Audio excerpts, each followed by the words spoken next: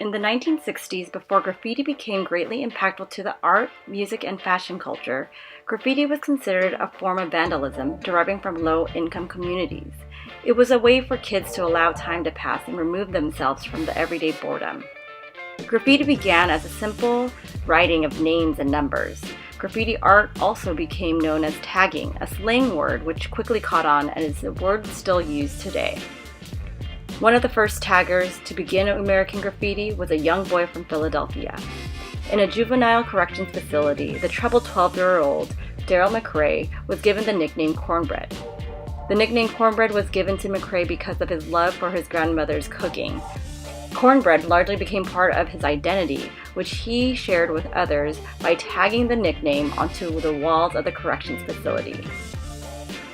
Others began to tag their nicknames on walls throughout the city, turning it into a type of graffiti competition.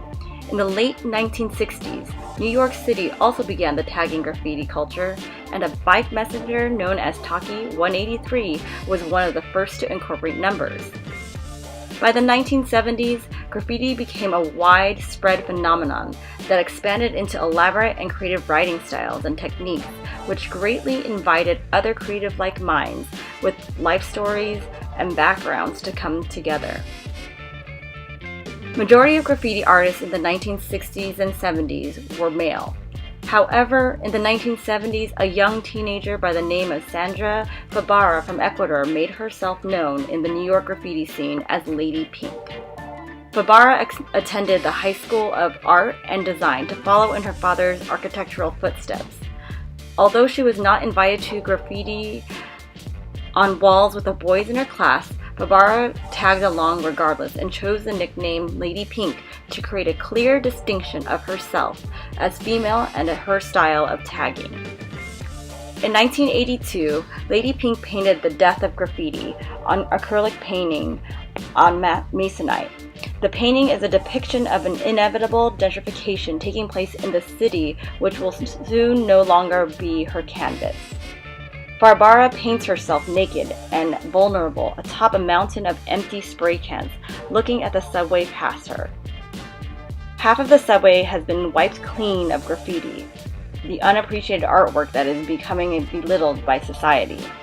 Fabara uses vibrant colors and represents the livelihood through these colors and represents the colorful freedom that graffiti has brought to the city and, more importantly, to the tagging community. These colors surround the clean portion of the subway train to emphasize the idea of plain and boring that the city will become without the culture of graffiti. Through her graffiti and paintings, Lady Pink expresses her personal thoughts and opinions through art. Though Lady Pink grew within a male-dominant art form, she found other female artists to connect and collaborate with in the 1990s. Including Jenny Holzer. Lady Pink not only made a significant impact as one of the female artists of the 1970s and 80s, but she also paved the way for the future female graffiti artists as well. The community of female graffiti artists has grown significantly and continues to empower a diverse group of strong women to create influential art that can be seen globally. On March 2018, Wide Walls magazine released an online article titled Girl Power: Female Street Artists We Admire. The article highlights incredible street art from around the world created by talented, motivated, and powerful women who are using their talents and mural canvases to push and set new boundaries. A few of the artists include art historian Asia Nastajevic, feminist artist Maya Hayuk, and Japanese artist Lady Eiko.